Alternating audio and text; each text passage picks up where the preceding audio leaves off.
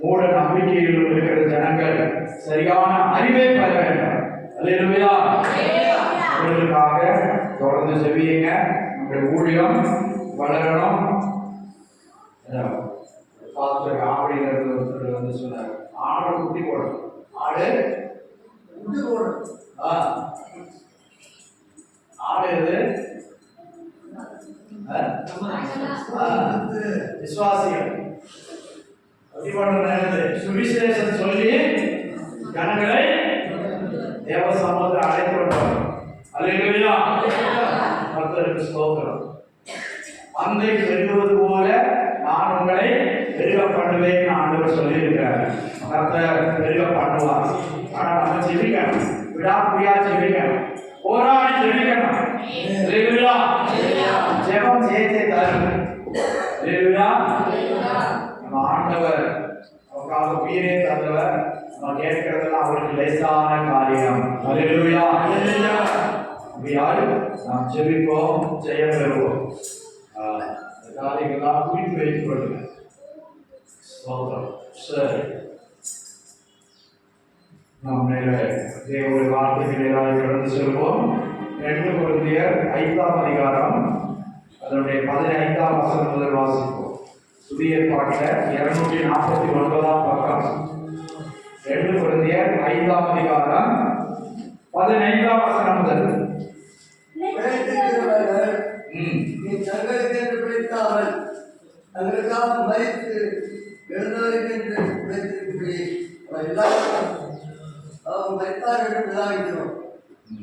ஆகையால் இதுவதற்குள்ளாக ஒருவரை மாம்சத்தினுடைய ஐயோ நாங்கள் கிறிஸ்துவை மாம்சத்தினுடைய அறிந்திருந்தாலும் நீ ஒருபோதும் அவை மாம்சத்தினுடைய அறிவு. இப்படி இருக்க ஒரு கிறிஸ்துவத்துடைய இருந்தால் புது சித்தியாக இருக்கிறார்.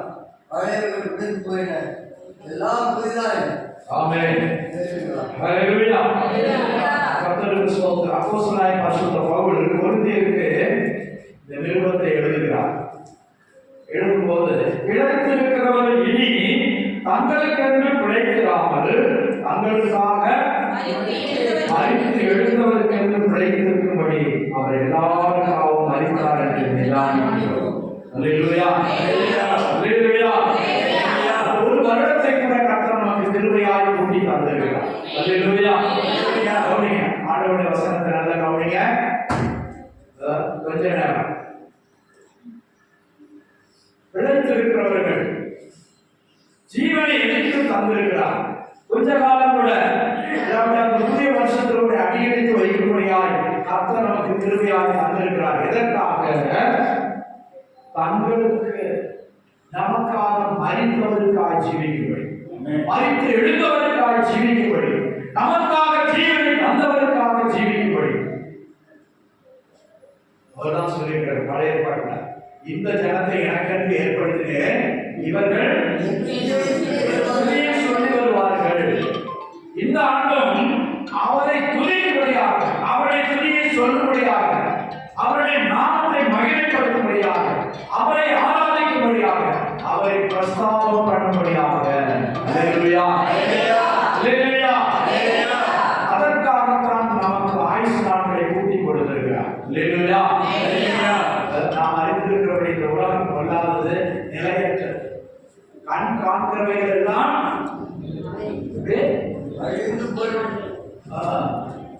இந்த கண் காணுகிற எல்லாம் மாயை. மாயை மாயைனா திடீர்னு இல்லாமல் போய்விடும். கர்த்தருக்கு ஸ்தோத்திரம்.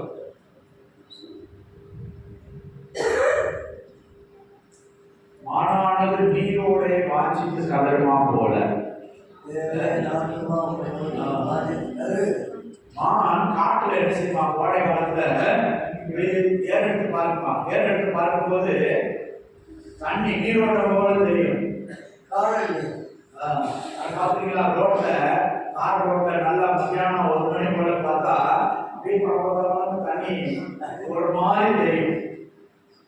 இந்த அனுபவத்தை பார்த்துட்டு மான் ஓடுமா, ஓடி அங்க போயிடுமா, அங்க போயிட்டு அந்த பக்கம் பார்க்குமா, அங்க பார்த்துட்டு அந்த பக்கம் தெரியுமா, எது தண்ணி கிடக்கிற மாதிரி தெரியுமா, ஓடி ஓடி ஓடி படுத்துருவான். காணல் நீர். இதே போலதான் அந்த உலகம், ஆசா பாசங்கள் எல்லா வேஷங்களும் காணல் நீர். இது நிறையற்ற ஒரு வாழ்க்கை வாழ்ந்து கொண்டிருக்கிறோம், ஒரு நிரந்தரமற்ற ஒரு வாழ்க்கை வாழ்ந்து கொண்டிருக்கிறோம். ஆனால் இங்க உள்ள வாழ்க்கைக்கு உள்ளதான பிரதிபலன் தான் மேல கொடுக்க போறேன். இங்கே நாம் எப்படி வாழ்கிறோமோ, எதை அறிந்திருக்கிறோமோ, எதை செய்கிறோமோ, அதற்கேற்ற ஒரு பிரதிபலனை நம்ம மேலே வைத்திருக்கிறார். அதனாலதான் இங்க சொல்லியிருக்கிறார், பிழைத்திருக்கிறவர்கள் இனி தங்களுக்கு பிழைத்திராமல் தங்களுக்காக மறித்து எழுந்தவருக்கு பிழைத்திருக்கும்படி.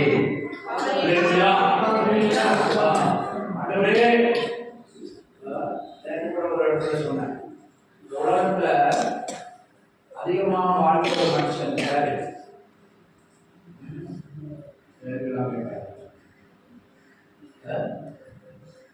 உலகத்துல அதிக நாள் வாழ்ந்த ஒரு மனுஷன் யாரு? மெத்துசலா 969 வருஷம் வாழ்ந்தானா? பைபிள்ல சொல்லி 969 வருஷம். 69 போறதே பெரும்பாடு. இனி உள்ள நல்லாதான் சாப்பிடலாம். சிக்கன் வந்து வாரத்துல 1 நாள் 2 நாள் எடுத்து சாப்பிடலாம் மனுஷன். நம்மளை வச்சு சொல்லுவோம், மீன் சாப்பிடலாம், கறி சாப்பிடலாம். ஆனால் உடம்புல சத்து பிடிக்கிற மாதிரி தெரியல, எங்கதான் போது என்னதான் ஆகுதுன்னு தெரியல. வெள்ளம் இருக்கா, வெள்ளம் மேற்கொண்டவர் கர்த்தருக்கு ஸ்தோத்திரம். இறைச்சி சாப்பிட்றதுனால நல்லதுங்கிறாங்க, விட்டமின்றாங்க, அதுங்கிறான் இதுங்கிறான். ஆனா சேர மாட்டெல்லாம் வெறும் எண்ணெய் தான் மோசமா இருக்கு. அரிசி எல்லாம் ரசாயனம். அதில் நம்ம ரெட்டில்ஸ் வேற செய்யறாங்க. உலகத்துல ரெட்டில்ஸ்ல தான் அரிசி தீட்டுறதுல பெஸ்டான ஆட்கள். ஏன்னா ரேஷன் அரிசியை கொடுத்தாலும் விலை அரிசியா மாத்திடுவாங்க, பல பலன்னு ஆக்கிடுவாங்க. நம்ம என்ன கேட்கிறோம், அரிசி பளிச்சது இல்லையா, நல்லா கெமிக்கல் போட்டு திட்டுறான். விளைவிக்கிறது கெமிக்கல், தீட்டுறதா கெமிக்கல். என்ன அதுவும் என்ன செய்யறான், சன்ஃப்ளவர் இருக்கிறான். சன்ஃப்ளவரே கிடையாது. சன்ஃப்ளவர் எங்க இருக்கு, எந்த ஊர்ல போடுறாங்க? உக்ரைன்ல தான் சன்ஃப்ளவர் விளையுது. அங்கே போய் யுத்தம், விவசாயமே இல்லை. ஆனால் சன்ஃப்ளவர் சொல்றான், 150 ரூபாய் கொடுக்குறான். அந்த பருப்பு ஒரு கிலோ சன்ஃப்ளவர் என்னது, சூரியகாந்தி. சூரியகாந்தி விதைய 1 கிலோ 150 ரூபாய் கிடைக்காது. ஒரு இவன் 150 ரூபாய்க்கு என்ன கொடுக்க முடியும்? சொல்றான் உண்மையா புரியும். தார் உருக்கி, தார் உள்ள ஓட்ட போடுற தார், அதை நல்ல சுத்திகரிச்சு அதை கொடுக்குறாங்க. அரசாங்கம் குறைக்கணும் போகுது. குவாலிட்டி கண்ட்ரோலே கிடையாது, தர நிர்ணயமே கிடையாது. அவன் விளைவிக்கிறான், அவன் கொடுக்குறான். ஜனங்கள் வாங்குறாங்க, சாப்பிட்றாங்க. கிட்னி ஃபெயிலியர் ஆகுது, ஹார்ட் ஃபெயிலியர் ஆகுது. சாகணும் 150 கோடி இருக்கு, போதும் போதும். அப்படிதான் அரசாங்கம் நினைக்கிறது போது நான் நினைக்கிறேன். அதனால மனிதனுடைய வீட்டுக்கு ஒரு கேரண்டியே கிடையாது. ஃபேன் கூட 2 வருஷம் 4 வருஷம் கொடுக்குறான். மனுஷனுக்கு கேரண்டியே கிடையாது. இறந்தா அவங்க இறப்பு நிச்சயம். அது எப்போன்னு சொல்ல முடியும்.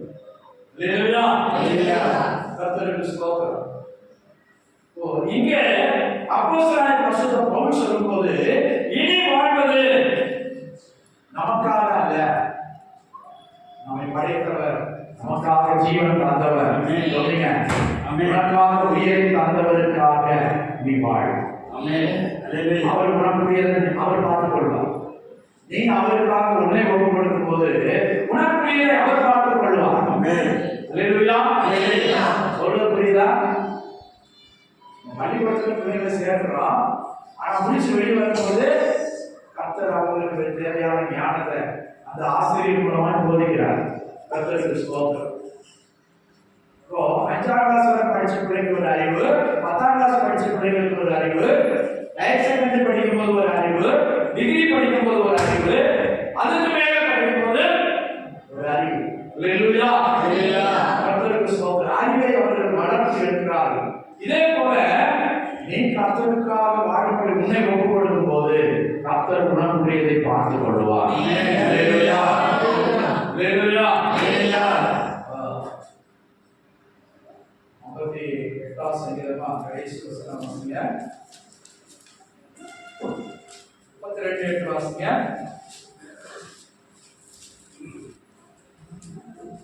நான் உனக்கு போதித்து நீ நடக்க வேண்டிய வழி உனக்கு காட்டுவேன். உன்மேல் என் கண்ணை வைத்து உனக்கு ஆலோசனை சொல்லுவேன். அல்லேலூயா. கர்த்தருடைய கரங்களை ஒப்புக் கொடுக்கிறவங்களுக்கு அவர் ஆலோசனை சொல்லுகிற தேவனுடைய நாமம் மகிமைப்படுவதாக. கர்த்தரே எல்லாமாய் இருக்கிறார். கர்த்தருக்கு ஸ்தோத்திரம். இப்போ இந்த தேவன் நமக்கு எல்லாத்துக்கும் எல்லாமாய் இருக்கிறார். அல்லேலூயா. தேவனுடைய நாமம் மகிமைப்படுவதாக. கர்த்தர் எனக்காக யாவையும் செய்து முடிப்பார். அல்லேலூயா. கர்த்தர் எனக்காக யாவையும் செய்து முடிப்பார்.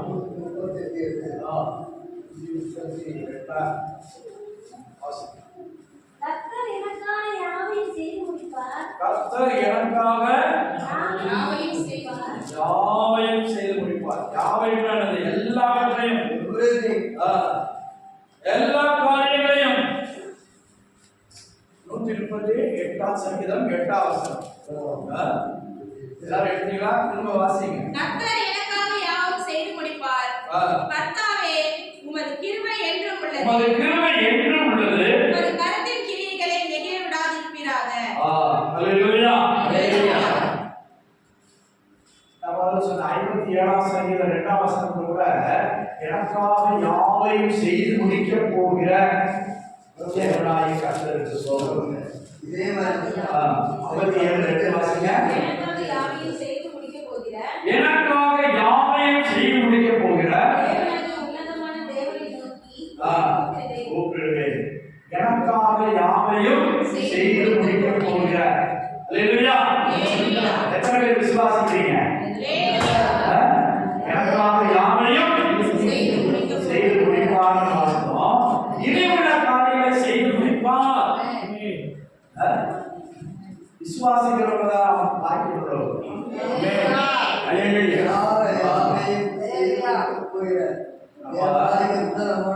நம்ம தேவனை செஞ்சு வச்சுட்டு இவர்தான் இயேசு, இவரை வணங்கன்னு நம்ம சொல்றது இல்லை. ஆவியான தேவன் எல்லா இடத்திலும் நிறைந்திருக்கிறார். சாதாரணமா சொல்றோம், மனுஷன் தேவன் தூணில் இருப்பார், தூணில் இருப்பார் அப்படின்னு உலக மனுஷன் சொல்றான். நான் என்ன சொல்றேன், முழு உலகமும் நிறைஞ்சிருக்கிறார். தேவன் இங்கே இருக்கிறாரு. இலங்கையில இதே நேரத்தில் ஆராதிச்சுட்டு இருக்காங்க, அங்கே இருக்கிறாரு.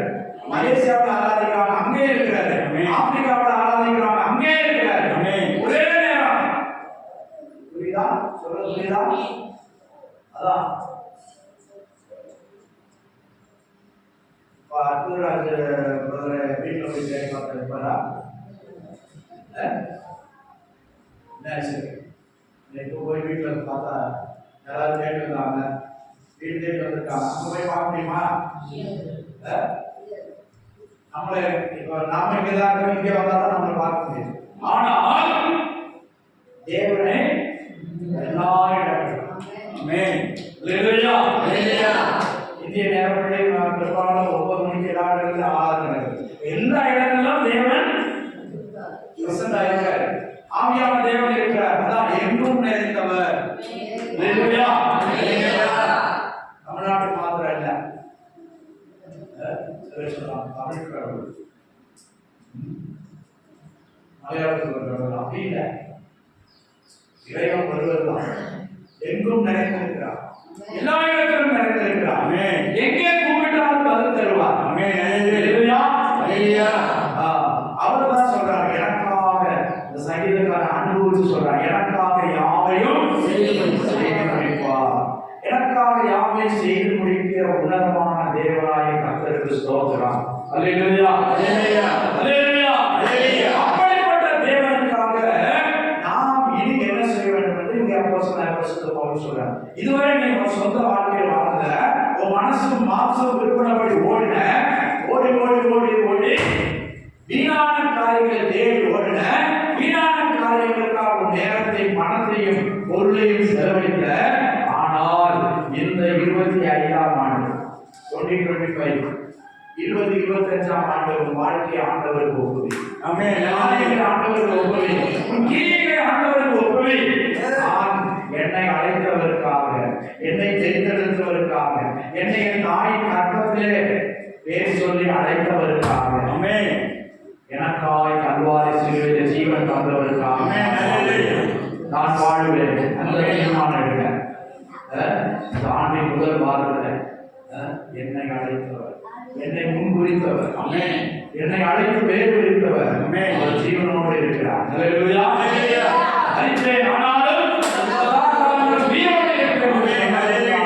நான் வாழ்வேன். அவர் உனக்கு ஜீவனை தந்திருக்கிறார், நம்பிக்கையை தந்திருக்கிறார். கர்த்தருக்கு ஸ்தோத்திரம். பிரியமானவர்களே, பிழைத்திருக்கிறவர் இனி தங்களுக்கு பிழைத்திராமல் தங்களுக்காக மரித்தவருக்கு என்று பிழைத்திருக்கும்படி கர்த்தருக்கு ஸ்தோத்திரம். ஆகையினால அவர் என்ன சொல்றார், இது முதல் நான் ஒருவரின் மாம்சத்தின்படி அடுத்த வசனம் 15 பிழைத்திருக்கிறார்கள் நீ தங்களுக்கென்று பிழைத்திராமல் தங்களுக்காக மறுத்து எழுந்தவருக்கென்று பிழைத்திருக்கும்படி அவர் எல்லாருக்காகவும் மறுத்தார் என்று நிதானிக்கிறோம். எல்லாருக்காகவும் நிதானித்திருக்கிற ஆகையால் கொண்டு நாங்கள் ஒருவனையும் மாம்சத்தின்படி அறியோ நாங்கள் கிறிஸ்துவையும் மாம்சத்தின்படி அறிந்திருந்தாலும் இனி ஒருபோதும் அவரை மாம்சத்தின்படி அறிவோம். என்னது மாம்சத்தின்படி அறிவு? சொன்னாங்கல்ல, வீடு பார்க்க போனா ஆளை பார்க்கலாம்.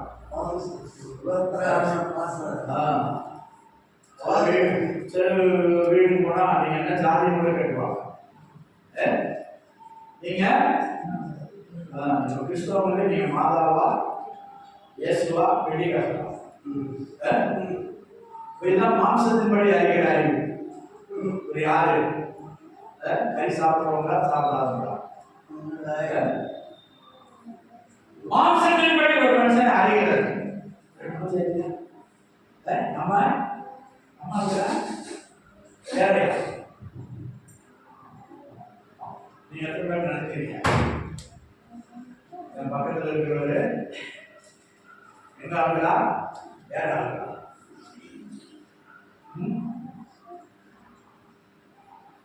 மாம்சத்தின்படி அறிதல் ஜாதி. நீ எந்த ஒரு நாகரிகளா தெரிஞ்சுக்கணும். தெரிஞ்சுக்கிட்டு அதுக்கேற்ற மாதிரி மனுஷிய சுபாவம். பவுலப்போஸ்தலன் சொல்றாரு, நான் இயேசுவை கூட மாம்சத்தின்படி அவர் யூதன், ஆபிரகாமுடைய சந்ததி, நானும் ஆபிரகாமுடைய சந்ததி, யாக்கோபுடைய குமாரன், யாக்கோபுடைய வம்சத்தில் வந்த 12 கோத்திரத்தார், நானும் அது. அல்லேலூயா, அல்லேலூயா. இன்னைக்கு இயேசுவை கூட அப்படித்தான் நினைக்கிறார். அவர் என்ன இந்தியாவில் வந்தாரு, வெளிநாட்டு கடவுள், அவர் இறக்குமதி செய்த தெய்வம், அப்படிதான் பார்க்கிறார். அதான் மாம்சத்தின்படி அறிகிற அறிவு. அப்படி அறிந்தால் நம்ம விசுவாச மார்க்கத்தார் இல்ல.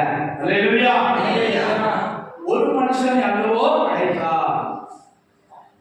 எத்தனை பேர் படைச்சாரு? ஒரே ஒருவன் தான் படைச்சாரு. அவனிலிருந்துதான் உண்டானாங்க. அந்த சந்ததியை கூட அழைச்சிட்டு அதுக்கப்புறம் நோவா என்கிற ஒருத்தன் மூலமா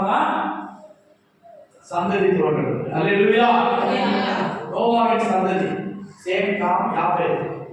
அந்த காமுடைய சந்ததி தான் இந்தியாக்காரங்க. காம் கலர் கொஞ்சம் என்னவா இருக்காங்க, டீமா இருக்காங்க. அல்லேலூயா. ஆப்பிரிக்கா வெளிவந்தவங்க. கர்த்தருக்கு ஸ்தோத்திரம். சரி, எதுவா இருக்கட்டும், ஆனால் ஒருவனை தான் ஆண்டவர் படைத்தார். செய்யும் தொழில் நிமித்தமாக அவர்கள் பெற்றிருக்காங்க. உதாரணம் சொன்னா ஒரு ஆசாரி, ஆசாரினா மர வேலை செய்யறவங்க. தங்க ஆசாரி, இரும்பு ஆசாரி. ஆமா, மர வேலை செய்யறவங்க ஆசாரின்னு சொல்றாங்க. தங்க வேலை செய்யறவங்க கொல்லன்னு சொல்றாங்க. தகர இரும்பு இதெல்லாம் அடிக்கிறவங்க அவங்க என்ன சொல்றாங்க, கொல்லன்னு சொல்றாங்க, சச்சன்னு சொல்றாங்க. ஒவ்வொரு விதத்துக்கு ஏற்றபடி பேசுறாங்க. இப்படிதான் மனிதன் பிரிந்தாரே தவிர ஆண்டவர் ஜாதியை படைக்கிறார். இல்லையா? தங்களுக்குள்ளே பிரித்து கொண்டார்கள். நீ வியாபாரம் பார்க்கிற, நீ என்னது, நீ உழைக்கிற, விவசாயம் பண்ற, நீ என்னது, கர்த்தருக்கு ஸ்தோத்திரம். நீ தர்கான், நீ கொல்லன். இப்படி மனிதன் தங்களுக்குள்ளே பிரித்து கொண்டான். கர்த்தர் ஒருவனை தான் படைத்திருக்கிறார். இப்போ பவுலப்போஸ்தலன் சொல்றான், நான் கிறிஸ்துவை கூட ஒரு காலத்துல என்ன அவரு யூதா கோத்திரத்துல வந்தாரு, நான் பென்யமீன் கோத்திரத்துல வந்தேன். அல்லேலூயா. ஆனா அப்பன் யாரு, தகப்பன் யார், ஒரே ஒருத்தர் தான். அல்லேலூயா. கர்த்தருக்கு ஸ்தோத்திரம். யாக்கோபு என்ற ஒருவனாலே 4 பேருக்கு பிள்ளைகள் பிறந்தார்கள். அல்லேலூயா. கர்த்தருக்கு ஸ்தோத்திரம். தகப்பனே கர்த்தருக்கு ஸ்தோத்திரம். 2 மனைவி 2 மறுமனையாட்டிகள், பிறந்த பிள்ளைகள் 13 பேர். கர்த்தருக்கு ஸ்தோத்திரம். இப்போ பென்யமீன் ஒரு சுபாவம் இருந்தான். பென்யமீனை பற்றி சொல்லும்போது அவன் வீழ்கிற ஓனான். யூதா பாலசிங்கம், செபுலோன் அழுத. ஒவ்வொருவரை பற்றி ஒவ்வொரு சொல்லப்படுகிறது. கழுத என்ன செய்யும், முன்னால் போனா என்ன செய்யும், கடியம். பின்னால் போனா ஆளுக்கு உதவி. ஒவ்வொருத்தருக்கும் ஒவ்வொரு சுபாவம். ஆனா தகப்பன் ஒண்ணுதான். அல்லேலூயா. பல ஊர்ல இருந்து வந்திருக்கிறோம், பல ஜாதியில இருந்து வந்திருக்கலாம். ஆனா நம்முடைய தகப்பன் ஒருவர் தான். அல்லேலூயா. நம்முடைய தகப்பன் ஒருவர் தான். அதை மறந்துடாதீங்க. ஆமென். கர்த்தருக்கு ஸ்தோத்திரம். அப்போ கிறிஸ்துவை நாம் மாம்சத்தின்படி அறிந்தால் இனிமேல் நான் அப்படி அறிய மாட்டேன். வாசிங்க 16 வசனம். ஆகையால் இது முதற்கொண்டு நாங்கள் ஒருவனை மாம்சத்தின்படி அறியோ, நாங்கள் கிறிஸ்துவை மாம்சத்தின்படி அறிந்திருந்தாலும் இனி ஒருபோதும் அவரை மாம்சத்தின்படி நாம் நினைக்கக்கூடாது. அவர் ஒரு யூதன், இஸ்ரவேலில் பிறந்தவர், ஆசியாவில் தான் பிறந்தாரு. ஒரு வெள்ளக்காரன் கிடையாது. இந்த கோத்திரத்தில் சரி, சிலர் சொல்றாங்க வெள்ளக்காரன் கடவுள். ஏசு வெள்ளக்காரா? இங்கிலாந்துல பிறக்கலாம், அமெரிக்காவில் பிறக்கலாம். அப்படி ஆசியா கண்டத்தில் தான் பிறந்தார். அல்லேலூயா. கர்த்தருக்கு ஸ்தோத்திரம். நான் சத்திரம் பேச விரும்பல. அப்போ இயேசுவை நான் எப்படி அறிந்திருக்கிறோம், எப்படி தெரிந்திருக்கிறோம், எப்படி புரிந்திருக்கிறோம்? கிறிஸ்துமஸ் வரும்போது எல்லாம் மோடி கூட டெல்லியில கத்தோலிக்கெல்லாம் அவரை கூப்பிட்டு கிறிஸ்துமஸ் விழா கொண்டாடிருக்காங்க. அல்லேலூயா. கர்த்தருக்கு ஸ்தோத்திரம். அப்போ இயேசு நல்லவர்ன்றாங்க, ஒரு ஆள் தீர்க்கதரிசிங்கிறாங்க, ஒரு ஆள் நல்ல நல்ல காரியங்களை செஞ்சாரு, இப்படிதான் அறிந்திருக்காங்க. இயேசுவை ஏதோ ஒரு நல்ல மனுஷன் என்று அறிந்திருக்காங்க. அல்லேலூயா. ஆனா ரட்சகர் என்று அறியணும். இயேசு என்றால் அர்த்தம் என்ன சொன்னேன்? நம்முடைய ஜனங்களுடைய பாவங்களிலிருந்து அவர்களை ரட்சிக்கிறவர். அல்லேலூயா. யார் அவரை நம்புகிறார்களோ, விசுவாசிக்கிறார்களோ, அவரிடத்தில் வருகிறார்களோ அவருடைய பாவ விமோசனம் கொடுப்பவர். பாவ விமோசனம் கொடுப்பவர், பாவத்திலிருந்து விடுவிக்கிறவர், ரட்சிக்கிறவர். இந்த ஜெயத்தை கொடுப்பவர். அவர்தான் இயேசு. அல்லேலூயா. நீங்க எப்படி அறிஞ்சிருக்கிறீங்க? இயேசு யாருன்னு புரிஞ்சிருக்கீங்க? ஏதோ சொல்றாங்க கூட்டத்தில் போயிட்ட போறீங்களா? நான் படிக்கிறதுனா நான் கருதுறேன் இல்லை, உங்க விவரம் யாருன்னு தெரிஞ்சு ஆராதிக்கிறோம். எனக்காய் ரத்தம் சிந்தி என்னை மீட்டார், என்னை தேடி பரலோகத்திலிருந்து பூலோகத்துக்கு வந்தவர். நான் அவரை ஆராதிக்கிறேன். எனக்காய் ஜீவன் வந்து மரித்து உயிர்த்து இப்போது பரலோகத்தில் பிதாவின் வலதுபார்சத்தில் பேசிக் கொண்டிருக்கிறார். எனக்காய் பரிந்து பேசிக் கொண்டிருக்கிறார். என்னை சேர்க்க மீண்டும் வருவார். விசுவாசம் எத்தனை பேருக்கு இருக்கு? அவர் மாம்சத்தில் வந்த தேவன். மாம்சத்தில் வந்த தேவன். ஆதியிலே வார்த்தை இருந்தது, அந்த வார்த்தை தேவனிடத்தில் இருந்தது, அந்த வார்த்தை தேவனாய் இருந்தது. வாசிங்க யோவான் 1:1.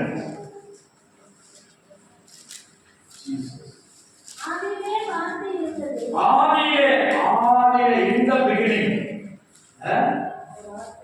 அந்த ஆதின்னு சொல்றது நம்ம கணக்கிட முடியாது, நம்ம அறிவுக்கு அது புறப்படாது. ஆதியிலே வாசிங்க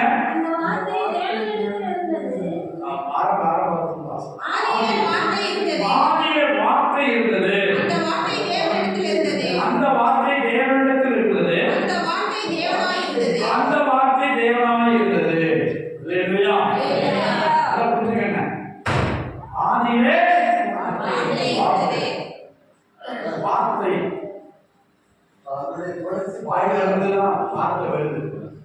மனுஷன் எந்த பாசகாலம் பேசினாலும் சில பேர் மற்றவங்க ஒருத்தர் பேச ஒருத்தர் புரியாம இருக்கலாம். ஆனா அந்த வார்த்தைக்கு அர்த்தம் இல்லாம இருக்குமா? நடிக்கிறவங்க பேசினாலும் அந்த வார்த்தைக்கு அர்த்தம் இல்லாம இருக்குமா?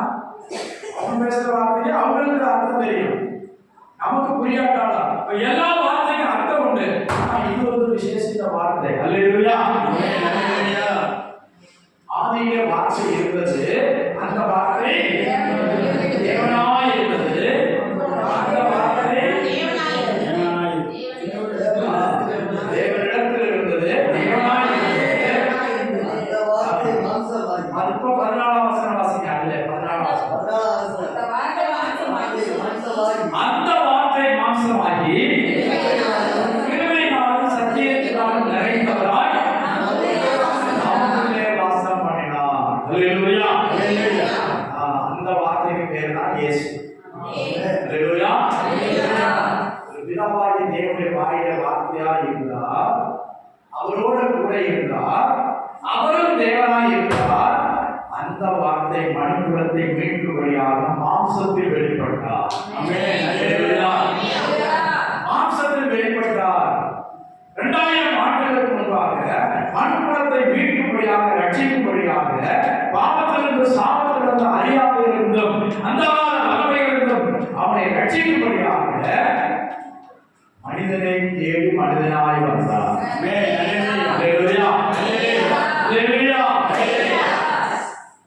காட்டுள்ள யானை பிடிக்கணும்னா செய்வாங்கன்னா சில இடங்களில் பெரிய கிணறு மாதிரி சொல்லுவாங்க. கிணறு மாதிரி சொல்லி யானை வழித்தடத்துல யானை பள்ளத்துல விழ வைப்பாங்க. பெரிய பள்ளம் இதுக்கே வச்சாலும் எட்டாத வயசுல பள்ளத்துல போட்டுட்டு விழ வச்சுட்டு 3 மாசம் அதுக்கு சாப்பாடு கொடுக்காம அதை நோவடிப்பாங்க. கொஞ்ச நாள் நோவடிச்சு அது நொந்து மூடாயிரத்துக்கு அப்புறம் வீட்டுல வளர்த்த யானை துணிக்கி யானை சொல்றாங்கல்ல, கேள்விப்பட்டீங்களா? துணிக்கி யானை. அந்த யானையை கொண்டு போய் யானையை பிடிச்சு சுடுவாங்க. அப்புறம் அந்த சத்தியம் செய்ய வச்சுன்னா ஊருக்குள்ள கொண்டு வருவாங்க. யானை யானையாவே வந்துருச்சுன்னா என்ன ஆகும்?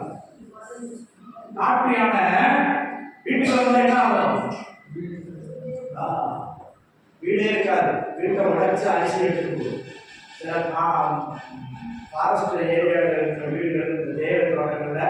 ரேஷன் கடையை உடைச்சு அரிசியை எடுத்து நாம் யாரை சேர்ந்துச்சுன்னா ஒரு முறை அரிசி சாப்பிடும்.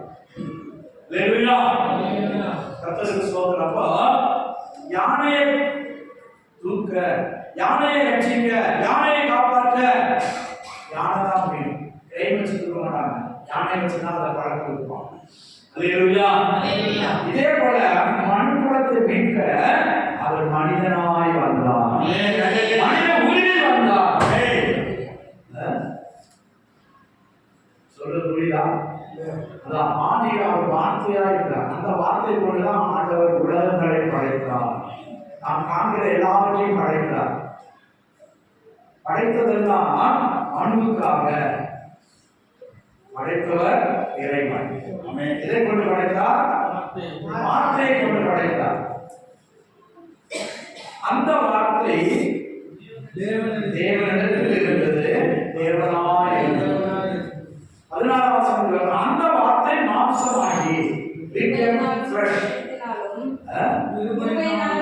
கிருபையினாலும் சத்தியத்தினாலும் நிறைந்தவராய் அவர்களே வாசம் பண்ணினார் என்று அப்போஸ்தலனாகிய யோவான் சாட்சி கொடுக்கிறார். அவரை நாம் தொட்டோம், கண்டோம், அவருடைய கிரியைகளை நாங்கள் அனுபவித்தோம். ஏதோ ஒரு ஆவி அல்ல, மாம்சத்திலே வந்தார், எங்களை போல வந்தார், எங்களோடு கூட இருந்தார். எங்களை போல சாப்பிட்டார், படுத்தார், உறங்கினார், பேசினார், எல்லாம் செய்தார். அல்லேலூயா. இதே போல ஒரு தேவனை வேற ஏதாவது ரூபத்தில் நிரூபிக்க முடியுமா?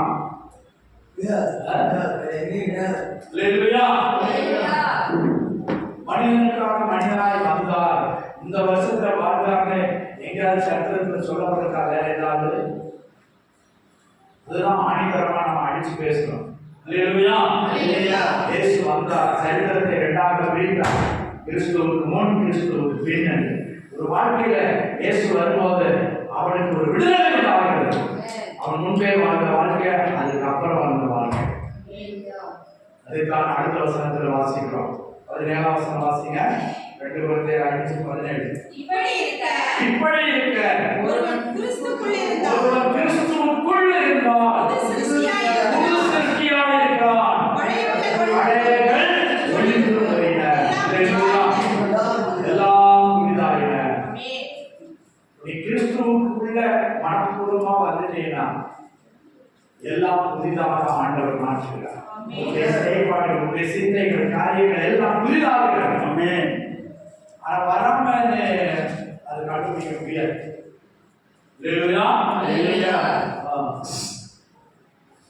தூத்துக்குடியில காலத்துல முத்து எடுப்பாங்க. முத்து எங்க இருக்கும்? கடலுக்குள்ள இருக்கும். கடலை சிப்பிக்குள்ள இருக்கும். அந்த சிப்பி நூற்றுக்கணக்கான ஆண்டுகள் ஆனதுக்கு அந்த சிப்பிக்குள்ள இருக்கிற திரவம் அப்படியே மெல்ட் ஆகி அது கட்டியாகி அது காலப்போக்கில் மாறி முத்தாகி மாறுது. அது ஆழ்கடல தான் போய் இருக்க முடியும். சும்மா தூண்டில் போட்டா கிடைக்காது. சிப்பி என்ன செய்யணும்? உயிரை பணைய வைத்து ஆழக்கடலை முங்கி சென்று எடுத்துக்கொண்டு வருகிறார்கள். அதுல அன்றதெல்லாம் முத்தா இருக்காது. லட்சத்துல ஒண்ணு, சிலது பல லட்சங்கள் ஒன்றா இருக்கும். உயிரை கொடுத்து போய் அடிக்கொண்டு வருவதெல்லாம் எல்லாம் இருக்காது. பிரியமானவர்களே, இதே போலதான் இங்கேயும் சொல்லப்படுகிறது. கர்த்தருக்கு ஸ்தோத்திரம். இப்போ நம்ம வெளியே இருந்து ஆண்டவரை பார்க்கணும், ஆண்டவரை ருசிக்கணும்னு நினைச்சா சிலர் ஏதோ ஒரு காரியத்துக்காக நன்மை நடக்கணும், ஏதோ ஒரு விடுதலை கிடைக்கணும். ஊர்ல ஆடு மாடு எல்லாத்துக்கும் வியாதி இருந்துச்சா?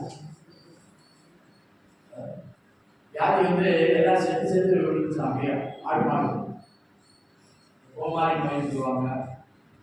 சில ஆடு மாடுகளுக்கு குழம்புல ஒரு வியாதி வருது.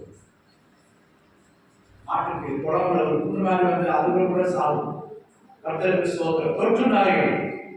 இப்போ ஒரு ஊர்ல வந்தப்போ ஒருத்தன் என்ன செஞ்சான ஆடெல்லாம் பிரிச்சு இது அந்த பயிருக்கு, இது இந்த பயிருக்கு, அது அந்த பயிருக்கு, இந்த பயிருக்கு அப்படின்னு பிரிச்சு விட்டான்.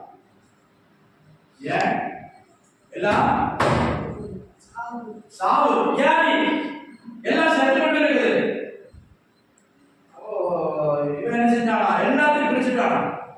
எல்லாத்தையும் அந்த கோயில் பேர் சொல்ல ஒவ்வொரு சாமியா சொல்லி ஆட்டை பிரிச்சு விட்டுட்டானா?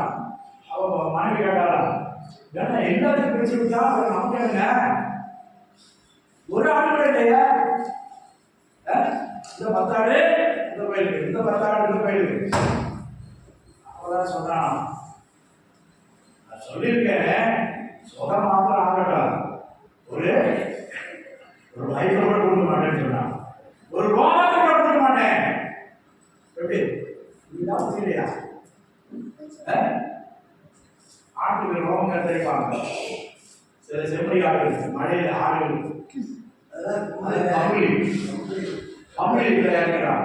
இப்ப இவன் என்ன சொன்னா, ஒரு ரோமத்தை கூட நான் கொடுக்க மாட்டேன், சும்மா பேருக்கு தான், எதுக்கு பேருக்கு தான் ஒவ்வொரு கோயிலுக்கு பிரிச்சு விட்டேன், சொல்ல மாத்திரம் ஆகட்டும், ஒண்ணுக்கு ஒண்ணு கொடுக்க மாட்டேன். இது மாதிரி தான் தீர்மானங்கள் உள்ளத்தை கொடுக்க மாட்டாங்க. ஒருவன் கிறிஸ்துவுக்குள் அதான் அத்தை பிடிக்கணும், ஆனா தண்ணி இறக்க மாட்டாங்களாம்.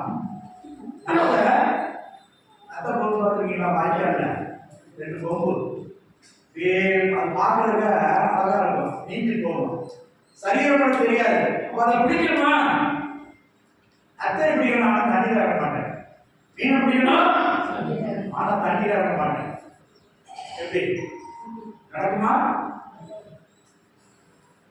கர்த்தருக்கு ஸ்தோத்திரம். இதே போலதான் ஒருவன் கிறிஸ்துவுக்குள் இருந்தால், நீ வெளியே நிற்கிறியா உள்ள நிற்கிறியா? குளத்துக்கு வெளியே நின்றுட்டு நீங்க நினைச்சா முடியாது.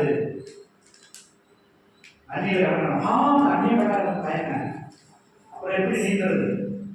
அல்லேலூயா அல்லேலூயா. கர்த்தருக்கு ஸ்தோத்திரம். அதான் ஆழ்கடல்ல இறங்கி முத்துக்களை சுவாசம் முட்டி நம்மளுக்கு இறங்கி அடிக்கலாம். கர்த்தருக்கு ஸ்தோத்திரம். அதுல சிப்பிகள்ல ஏதாவது ஒரு சிப்பில விலையேறப்பட்ட முத்துக்கள் ஒளிந்திருக்கிறது. அல்லேலூயா அல்லேலூயா அல்லேலூயா அல்லேலூயா. அதே போல தேவாதி தேவன் பரலோக மேன்மை விட்டு உனக்காக இந்த தாழ்ந்த பூமியில இறங்கி வந்து அவர் மனுஷ அவதாரத்துல தாழ்மை வேஷம் எடுத்து அடிமை ரூபம் எடுத்து மீட்கும்படியாக அவர் வந்தார். அல்லேலூயா அல்லேலூயா. 33 வருடம் இந்த பூமியில வாழ்ந்தார். கடைசியாக நம்ம எல்லாருக்காக அவர் ஜீவனை கல்வாரி சிலுவையில பலியாக கொடுத்தார். அல்லேலூயா. அப்படி இருக்க நீயும் அவருடைய அன்பை ருசிக்காமல் வெளியே நின்று கொண்டு எனக்கு அது வேணும் இது வேணும் அப்படி வேணும் இப்படி வேணும் கேட்டா பெற முடியாது. ஒருவன் கிறிஸ்துவுக்குள் இருந்தால் அவன் புதிய சிருஷ்டியாக இருக்கிறான்.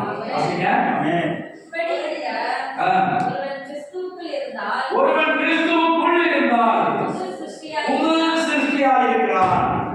பழையவைகள் ஒழிந்து போயின, எல்லாம் புதிதாயின. அல்லேலூயா. 25 எனக்கு எல்லாம் புதிதாயிருச்சு. எத்தனை பேருக்கு சொல்ல முடியும்? ஆவி ஆத்மா சரீரம். போன வருஷத்துல எனக்கு மனபாரம் இருந்தது, கவலை இருந்தது, கலக்கம் இருந்தது, பெரிய எதிர்பார்ப்போடு இருந்தேன். இப்ப எல்லா பாரமும் போயிடுச்சு. எத்தனை பேருக்கு சொல்ல முடியும்? கிறிஸ்துவுக்குள் என்னை முழுமையாக ஒப்புக் கொடுத்திருக்கிறேன். கிறிஸ்துவுக்குள் இருக்கிறேன்.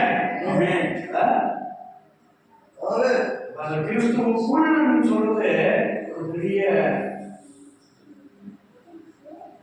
பெரிய வித்தியாசமான அனுபவம். கிறிஸ்தவங்களா நிறைய பேர் இருக்காங்க, கவனிங்க. உலகத்துல கிறிஸ்தவங்களா நிறைய பேர் இருக்காங்க. பாருங்க, புது வருஷம் கொண்டாட்டம் தெருவுல கொண்டாடினாங்க. என்ன ஆயிடுச்சு?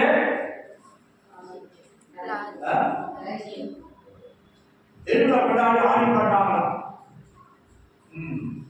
ஆயிரக்கணக்கான ஜனம் ஒருத்தன் ட்ரக்கை விட்டு ஏற்றி விட்டுட்டான்.